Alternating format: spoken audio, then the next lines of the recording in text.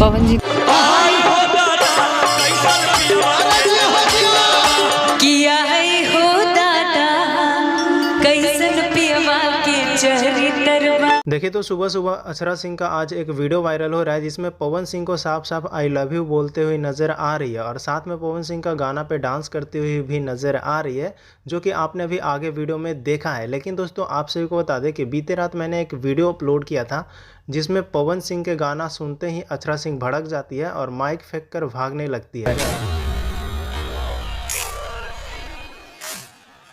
लेकिन अभी एक और वीडियो वायरल हो रहा है जिसमें पवन सिंह के गाने पर डांस करती हुई नजर आ रही है। तो मतलब गिरगिट की तरह रंग बदलने वाली काम कर रही है अक्षरा सिंह। जब पवन सिंह के फैंस के द्वारा ट्रोल किया जा रहा है तो पवन सिंह के गाने पर डांस करती हुई नजर आ रही है, साथ में पवन सिंह को आई लव यू बोलती हुई नजर आ रही है। बाकी आपको वीडियो कैसा लगा कमेंट करके जरूर बताइएगा और वीडियो अच्छा लगा तो वीडियो को लाइक करके शेयर कर देना ताकि पवन सिंह के सभी फैंस के पास वीडियो पहुंच जाए। मिलते हैं हम किसी नए वीडियो के साथ में। धन्यवाद।